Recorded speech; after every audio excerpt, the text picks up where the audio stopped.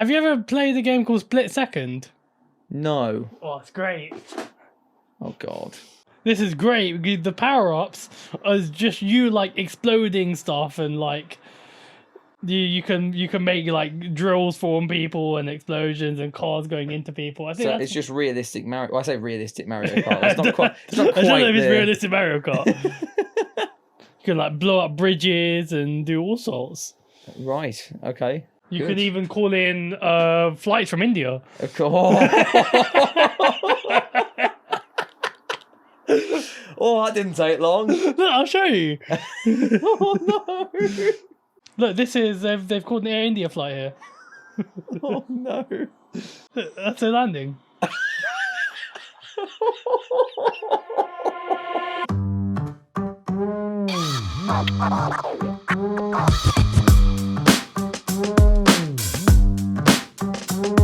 Hello and welcome to Talk Shift. Now, I want to start with this. Texas man arrested trying to rescue 3 Latinas from ICE detention facility, and just so we are clear, no, that is not me. I was going to say, what does this have to do with F1? Yeah, well, he's got a better hairline than I do, man. That's why I'm hiding it behind the Talk Shift branded hat, which you can get from fp1wheel.com. Anyway, Soheb, how are you? I think that's a hero. I think he has a lot more courage than you. Okay, good. Didn't answer my question, but yeah, that's fine. We'll just move on then. So, quite a lot to talk about this week. Beginning, though, with the big news of the week, and that involves, of course, Fred Vasseur. Now, it surprises me, yet it doesn't surprise me. But, of course, to lay down the context, multiple news outlets in Italy this week claiming that Vasseur has 3 races, essentially, to save his career at Ferrari. Yes. What do you think? So my first thought is that is completely ridiculous. Mm-hmm. But it is Ferrari. Yeah. Ferrari, for once, they do seem like they're going to give him time. So I don't know if you saw Ferrari's comment after reports. I haven't, no. They didn't even say no comment. They say this is not worth commenting on. So that's a great quote we can bring back at the end of the year when he's sacked. So brilliant. Thank you, Ferrari. But I think it will be quite ridiculous because Vasseur's doing quite a good job, I think. Just because, like, it doesn't look good when the car was so good last year. Mm-hmm. And at the end of the year, Vasseur said, or before the new season, he said that this car is 99% new and shares 1% of components, and the car is not as competitive as last year. It doesn't put a good look in. No. Also, Hamilton is not where he wants to be. There's going to be a lot of pressure, not just between Italy and within Ferrari, but within F1 itself. I mean, I bet Stefano Domenicali's on the phone saying you need to be doing a better job than this. So there is a lot. You think he would get involved with Ferrari? I think Hamilton in doing well in Ferrari is a very important story in F1. Yeah. I think commercially it would be really, really good if Hamilton were to have a title chance, whether it be against Verstappen or Norris or anyone like that. It would be iconic. Yeah. But that very much relies on Hamilton as well. And irrespective to how Ferrari's doing, if Hamilton hasn't got it anymore, then there's nothing Ferrari can do about that. And while it's early days, and while I think the real conclusion will come in 2026... I'm concerned about that. I don't think he's got it. Now, obviously, he was very, very dejected after the last race in Spain. Yeah. I mean, who wouldn't be if you're passed by a Sauber in the closing stages? But, yeah. By the GOAT, Nico Hülkenberg. Good old Nico. Absolute legend, by the way. We didn't touch on that enough last week.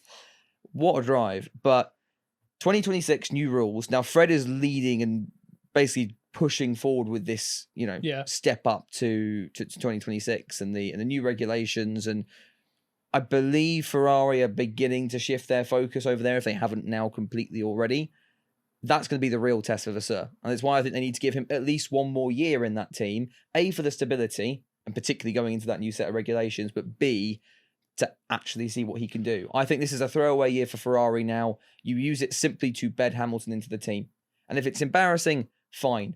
But that will completely get forgotten about if they're competitive in 2026 and Hamilton's winning again. So I think they deal with the short-term pain now, maximise their opportunities for 2026, and that will solve all of their problems if it goes well and if Hamilton's still got it.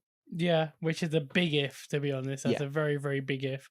But the fact that Hamilton right now doesn't have it, they're still putting a lot of pressure on Vasseur to make it work. There's a lot of pressure to make a lot of things work. Yeah. It's not the season Ferrari wanted. We were expecting Ferrari versus McLaren title challenge, and that's just not the case. No. McLaren is completely running away with the constructors. Constructors is a done deal. It's completely done. Oh yeah.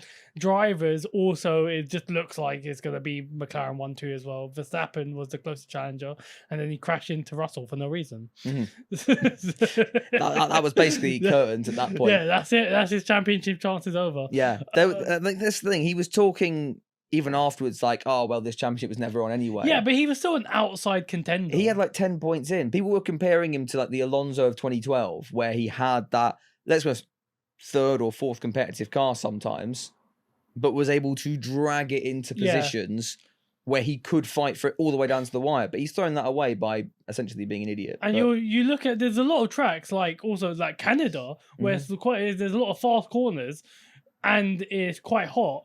So the hot does seem to benefit McLaren, but the fast corners does seem to benefit the Red Bull. And it was quite hot in Suzuka, was it not? I cannot remember. I think it was quite hot in Suzuka, and they did really well there. I know what your wheel knowledge is like, so I don't know whether to agree with you or not on that one. It's probably going to be -5 degrees. It was actually snowing, yeah. That's why the Red Bull was white. It wasn't a new livery. It was just coated in snow. But yeah, that's his title chances done. Vasseur, back to Vasseur. Yeah, I think the news, I think, is nonsense, to be honest. I think there's a reason why Ferrari said this isn't even worth commenting on. Italian news, I think, is very, very political. Really? That's to put it lightly. Yeah, just a little bit, yeah. So I think, on my opinion, they're doing it to put pressure on Vasseur. That's what my opinion is. I think they're just doing it to be like, you need to be doing a better job. Get Hamilton in this team. What are you doing?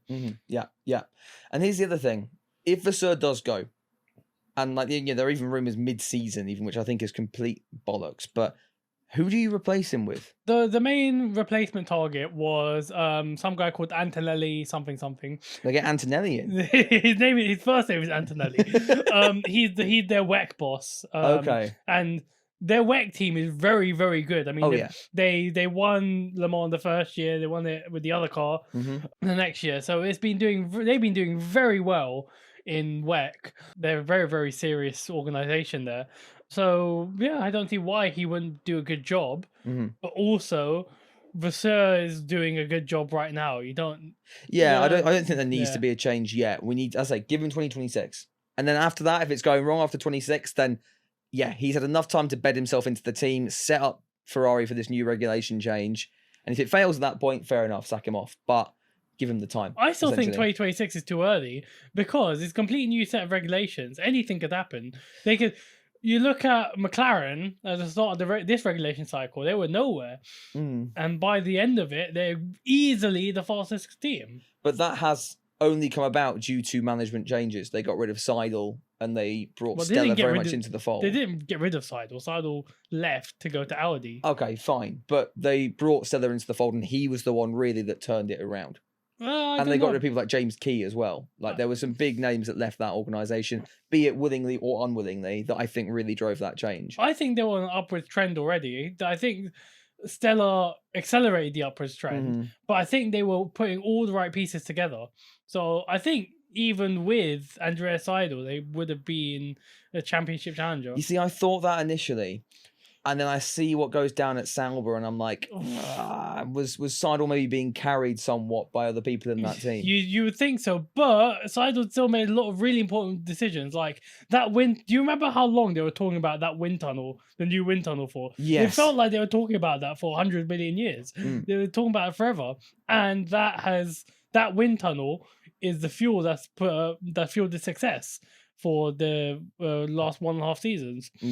So I think Seidel, he did a good job in McLaren. Just because he didn't do a good job in Sauber doesn't like take anything away from what he did in McLaren. Okay. Yeah. Because I used to think like that, and my opinion has, maybe it is recency bias, it's shifted a little bit. Anyway, on to something that we probably can agree on, because we agree that Vasseur should at least stay throughout 2025 and probably 2026 as well. Yeah. I think what we can agree on is Stroll should have been off the grid for many, many years. And of course, he's back. Yeah, he's returned. We would say last week that I don't see him I don't see him going. I think he's almost guaranteed to be in the car. Yeah. But I don't know whether you've seen, there was an article released by our good friends at Autosport. Yep. Love Autosport. We do like them. Fuck you, Autosport. Anyway, totally didn't strike me at any point. My grievances aside, they did an article on essentially his behaviour in the media pen and the press conference on Thursday. And he's potentially the most flavourless human being, I think, on the planet. And this was only apparently emphasised by this latest string of events where he just didn't seem very excited to be back in the car. And poor Felipe Drugovich has probably now shot himself as of the recording of this video. But yeah, I mean, especially after his performance in WEC, because that WEC car is not good this year. It's their first year in WEC, but I believe it was his car that didn't even get through to Super Pole. So in WEC, there's you do qualifying. It's basically Q1 and Q2. Right. So you do qualifying, and if you get in the top, I think it was top 8, you get into Super Pole, and that's where you qualify for P1. And he didn't even get into that. No, there was one Aston Martin that was at the back of Super Pole, and there was one Aston Martin that was at the back, full stop. And he's driving, is it a Valkyrie he's driving? Yeah. Valkyrie, okay. You see, I know nothing about WEC. So these the complete roles are completely swapped around. My wheel knowledge would be awful. But he could be in Aston Martin, which we've made fun of them, but it seems like after Spain, they've started to get their shit together. Well, yeah, Alonso got his first points, which is a big step. Yeah. He stopped being the unluckiest driver in the world. I think at least for one weekend. For one weekend, yeah. Let's not say it's over yet. I think we need to give it a few weekends and see where it goes. But I also think the way things are shifting, we're going to get this week in, week out where different teams in the midfield are suddenly the car to beat because it's just track characteristics because they are just so tight at this point. Yeah, but I also think with Newey coming in, I think their mentality has changed because I know they say Newey's completely focused on 2026. Yeah, but Newey has still identified problems that occur for 2025, right? Like he's identified the problem that the wind tunnel correlation issue. That's a massive issue, right? Yeah. But if they know that this year, they can implement that fix for this year, or at least start to implement the fix for this year, which will improve their performance this year, because that still is going to affect how they do their setups. So I was going to say, because wind tunnel correlation issues, depending on how bad it is, can take genuinely years to fix. Yeah. Like it is a massive problem that an F1 team can run into. There was another team that had it recently, Red Bull, I think, have also announced that they've had issues in the wind tunnel. But now they actually understand that they have the issue. Once you understand the issue you have, you can at least work around it. You can be like, okay, we can't trust the wind tunnel. We have to think of other ways around this. And so I think even in the short term, I think they have a lot more resources than the team around them right now. I mean, obviously they're gonna have a lot more resources than Sauber, more than Haas. I think they're on a bit of an upwards trajectory right now. I'm still concerned for 2026. Yeah, 2026. I don't know. It could very well be like a Red Bull 2009 situation when Newey came into that team, spent 08 with them working on the 2009 regulations, and all of a sudden they went from a midfield car to a front running car.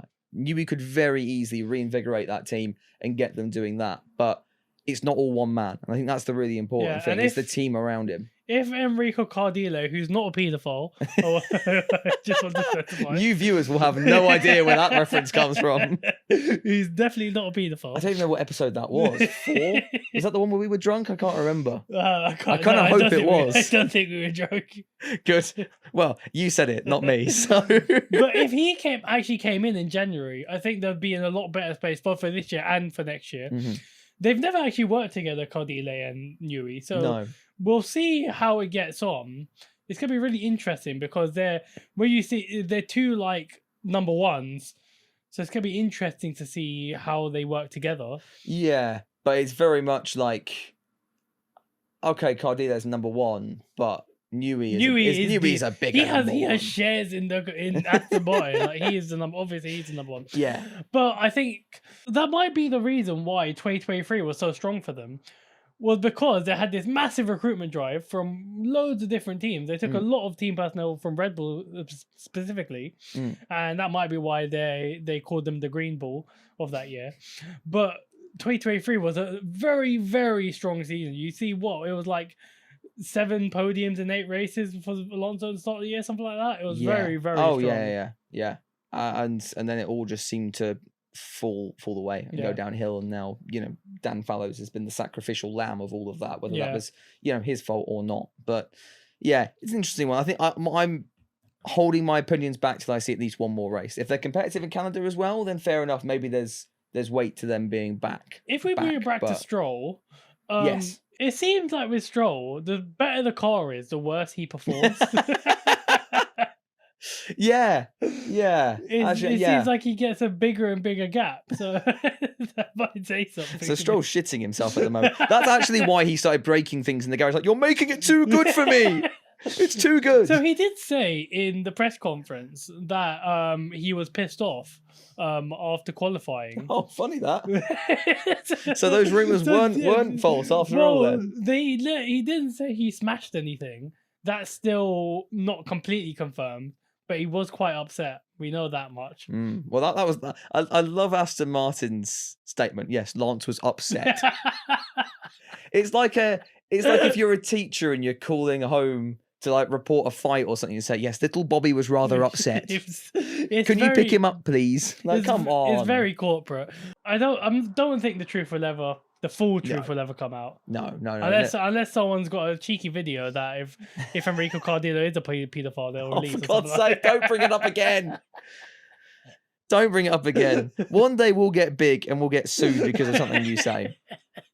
That's a push. We probably won't get big, but if we get big, we will get sued. Yeah, slander. Right, let's move on before you cause us any more trouble. The FIA, it's all good to slander them at the moment, I think. Do you remember a few weeks ago I mentioned Ben Slime's new rule? Yes. About him wanting to veto anyone else that wanted to be president. Yeah. Because, apparently the FIA is turning into Nazi Germany at this point. It's being a dictator. And we said at the time, there's no way that gets through. I can't think of any way that'll be allowed. Well, it's just gone through. Do you have the actual article? I can find it. I can find the actual article. It was either BBC or Autosport, but it's absolutely... I'm gobsmacked, but I'm also partly not surprised because I'm pretty certain it's just his buddies that are left there at this point. I mean, all the actual respectable people left because the FIA is not a respectable organisation. Yeah. I mean, it does make you worry what happens next.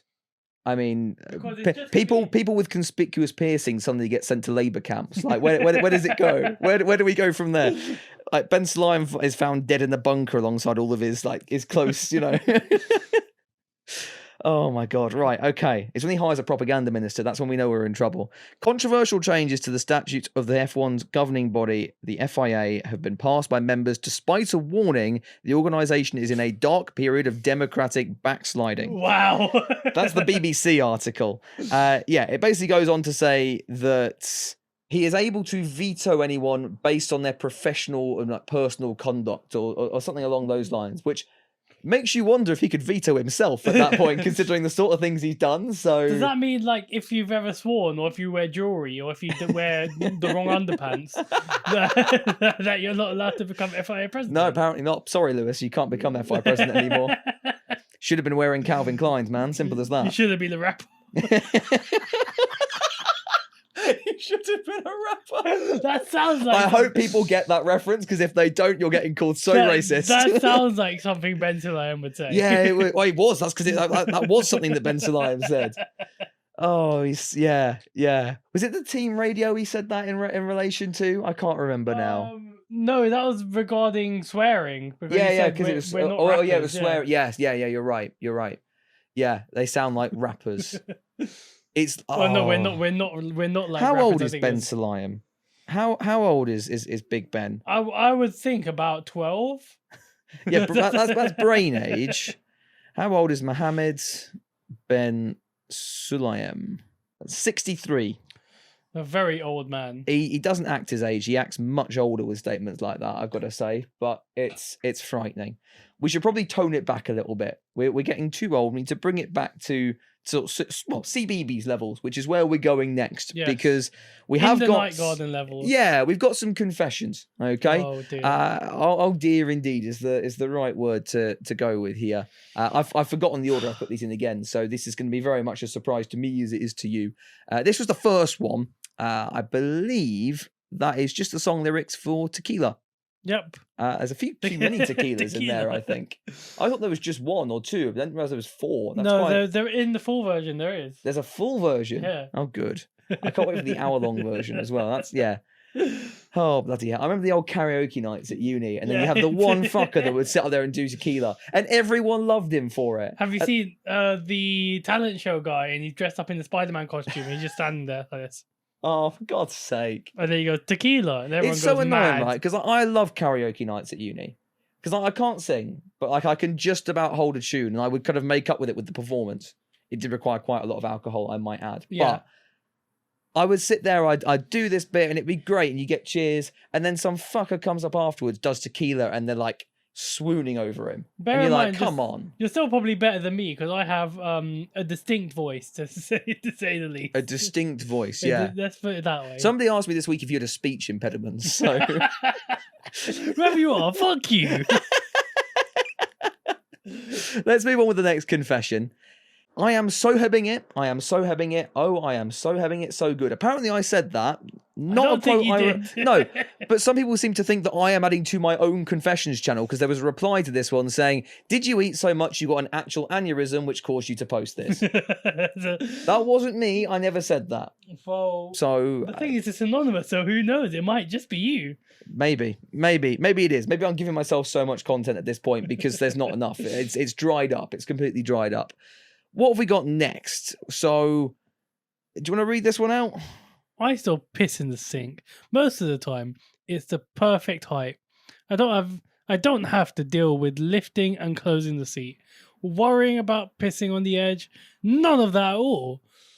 I even like to rest my willy on the edge of the sink and go hands-free while I use my phone. Then the tap provides a perfect flush, although I still flush the toilet so my flatmate's here and assume I'm pissing normally. What's not to love? Whoever posted that, what is wrong with you? I have nothing to add on that. Yeah, but... I mean, who could have done that? Gonna move on. I've never done that before. No, I think you've pissed in far worse places.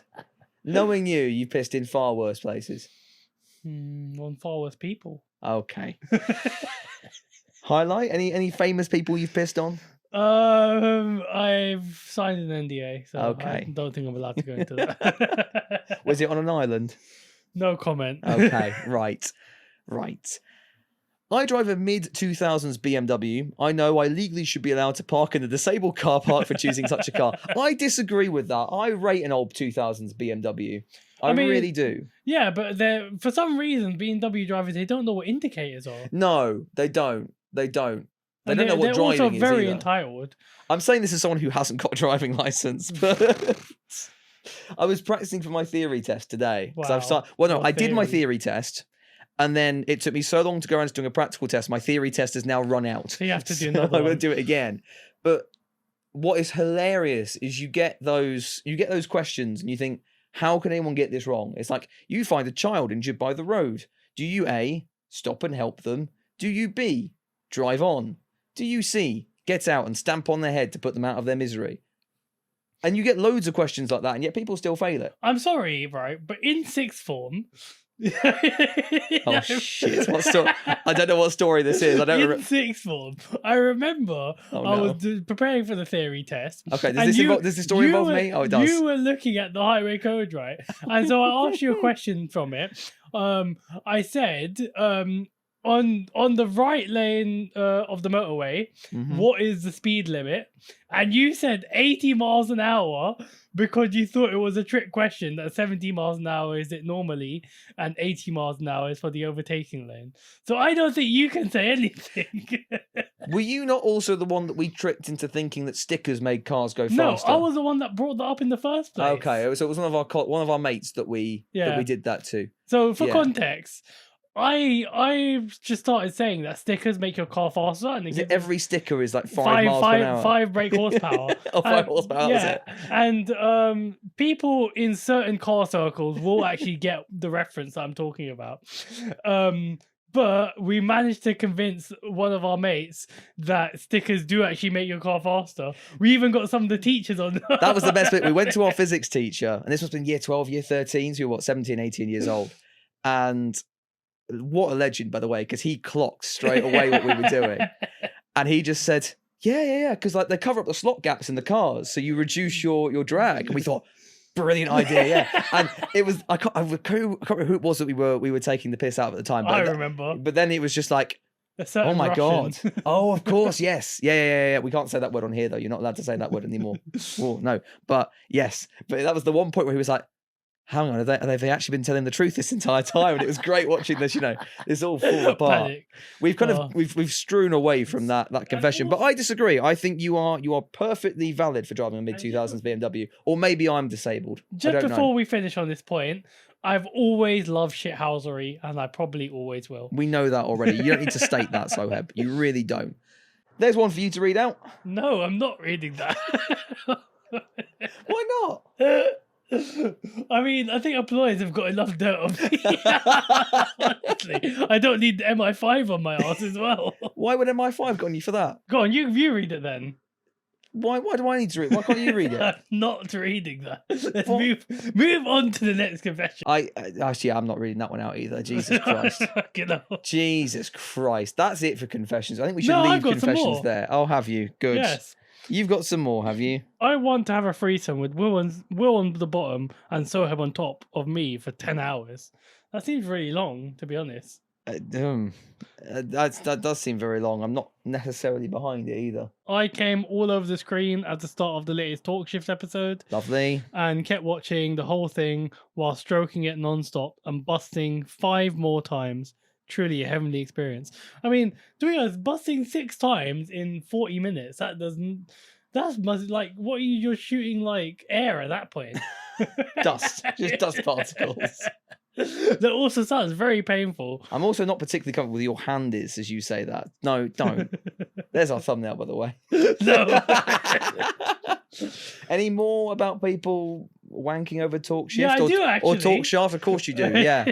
Talk Shaft is apparently we're calling it now. I regularly masturbate to Soheb while thinking about his pubic hair being as bushy and thick as his beard. I'm doing it now. Great. Good. Right, that's it for the confession for me. Good. I'm glad that's over. Let's move on. So the confessions for me are very differently themed to the ones. Yeah, I saw those and I just thought I'm skipping over those. I'm not bringing them to the light of day. But thank you for bringing those to the table. We'll now probably get more. So cheers. Right, we're giving the viewers what they want. Yeah. That's okay. I don't know about that, but. Right, fan art. There's your first one. Oh, you're making a doner kebab. That's like I'm making a doner down the kebab. And it's making me really want a doner kebab, which is bad because I am trying to diet at the moment. I think, though, realistically, I think it should be me making doner kebab for you. Yeah, I think that's the more realistic approach, isn't it? The more authentic approach. Because it was then followed up by this comment: "You do special price, boss man." Yeah, only our UK takes me back to my uni days. That does. Only our UK viewers will understand that. I'm convinced our local kebab place at uni was just a front for something, because every now and then I remember at one point, and this is going to sound really bad, but I'm going to put it out here anyway. When I started going to the gym at uni, my reward for going to the gym was I'd go and get a kebab afterwards. Because in my mind, that was protein with vegetables, right? How many different kinds of meats do you reckon were in there? I don't want to know. But every now and then I'd sit there and these big black BMWs would drive up with these very scary looking people would get out and go into the back and never come out again. And I thought, I'm not going to ask questions because I don't think I'll see the light of day anymore. Was there ever a time that you saw lots of people coming in, and the next time we saw these big back cars, there was a few fewer of them. There's a few, yeah. There was one with a bag over his head as well. Like, anyway, that aside, because I really like that kebab place. That's the next one. Why does ChatGPT make Will fat every time? That still doesn't look like you. It doesn't. It really doesn't look. Maybe because it's the lack of a beard and the extra chin that I have now lost. I might have looked that big at one point. I think that just doesn't look like you. Why I'm in bed with Verstappen of all people as well, I'm not quite sure. I don't remember the last time I defended him. So I mean, that's the thing, right? If you defend like. If you attack Hamilton, then people are just going to be saying, "Oh, but you're just a Verstappen fan," and if you do it the other way around, you can't win. But we know this story. It's a story as old as 2016. In fairness, with F1, and but also Twitter F1 fans are probably some of the most degenerate Twitter users there are. Yes, yeah, agreed. No more to add on that one. There was a lot of hate. Even less. So this thing, holy shit! I thought this was Will. It looks nothing like me. Who's that guy that does all the vlogging? Nolan, is it Nolan something? No, hang on. Who is? What's his name? You know what though? I can't remember what his name is. When you do take a picture of girls, that's what it looks like. What do you mean? Like that's the effect. You take a picture of like with any girl, you'll be like, oh, no, people around. How you would you know anyway? How many photos have you had with girls? I've seen your Instagram, and that's what it looks like. Yeah, it's called the friend zone. But yeah, there was a little bit of support for me. I know they're both obese, but this guy isn't Will. He looks much better than Will. So thank you for that one. Do you reckon people go out with you for like charity work? Like, oh, like it's Will. We have to take a nice photo. Like there has to be some photos with girls. Just I'm like the Make-A-Wish kid with the Avengers around him. Yeah. That's what it is. Good. Thank you for that. Brilliant. Speaking of, that is brilliant. I love it. Yeah, quick preview of what I don't know what the bit before what that would look like. That is what I would probably describe with that image. Quite frankly, it's frightening. I want to know what that is. I don't. I really don't. I've never seen legs that big. Those legs are probably like as big as my torso. If not bigger. Like, surely there must be muscle, right, to carry all that weight. It looks like Macca Pacca from In the Night Garden. Yeah, it does. I wonder if he's got a rock collection. You know or if he's on drugs. Let's not go back to In the Night Garden. I do actually want some In the Night Garden merch now. We've talked about it so much. Well, we've talked so much on the Patreon version. I think we actually talked about it on the main episode before. So everyone's thinking, what are they on about? But join the Patreon. You can get it for £1 a month. There you go. That's the plug out the way. I think and also, if you don't join the Patreon, which you should, it's like £1 a month. Yeah, like and subscribe. That's it. I'll keep forgetting to say that bit. Here we go. Soheb and Will, if Talk Shaft ever dies. So people are just calling it Talk Shaft. Yeah, and also that's really caught on. That's very racist. It is very racist. That bit aside, but it's racist. I can't speak. Good. I can't speak. I am actually becoming I'm becoming disabled in saying that. You already won? Yeah. Okay. Right. I'm sure you've made that joke already anyway, but we've got one last thing. Of course we have. We're done with the fan art, and do keep submitting fan art. You can join the Discord and submit it all there, along with random Asians that Soheb looks like. So without any further ado, roll the intro. What random Asian does Soheb look like?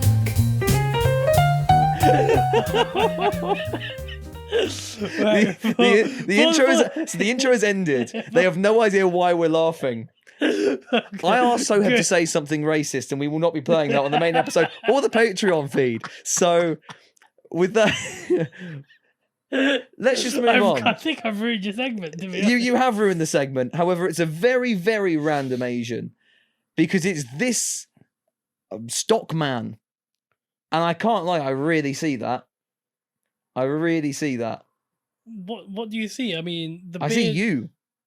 You see me. I mean, yeah. He has my cold, dark, black eyes that you can't see any colour. He's got the beard. He's got the eyebrows. He's got everything. You're a bit more of a monobrow, in fairness, but he doesn't have my dazzling personality. Dazzling's not quite the word I would use. Dazzling. Fucking gorgeous. annoying is the word I would use, probably. I don't think anyone's ever described me like that. What? Dazzling? No, annoying. I think everyone loves me. The comment section of episode 1 might say otherwise. Back when you were still learning your feet in this podcast business. Yeah, okay, let's move on. Yeah, I think we should wrap things up there. Yeah. If you've enjoyed Talk Shift, well, there's more, and it's on Patreon, or it's on the members page if you join as a member, and it is simply £1 a month. You pay £1 a month, you get an extras reel for every episode that we do. And I get to get some meal deals. Yes, that also helps pay for him. I keep forgetting that part. So if you enjoy his company and you want him to stay on and not die of, hunger, then join the Patreon or join the memberships. Join the Patreon's better because that YouTube you get still more percentage. Yes, YouTube still 30% from this. It's pretty painful actually, but it helps feed him and it helps keep him happy and it helps keep him on. If you've enjoyed and you're new here, drop us a like, drop us a subscribe. There's now 11 episodes. It's a lot of content for you to sink your teeth into. Share it to your friends. Share it with your friends. Share it with everybody. We are out on every podcast platform. There's probably a load that we're not on, and there's probably a load that have now probably been hacked actually that I just haven't noticed yet. Most people are on Spotify, right? Most people are on Spotify. That's where we are. So if you've enjoyed, like, subscribe wherever you are. Tune back in next week and have a good one, everybody. Suck your mum. You won't put this in. I'm going to put that in.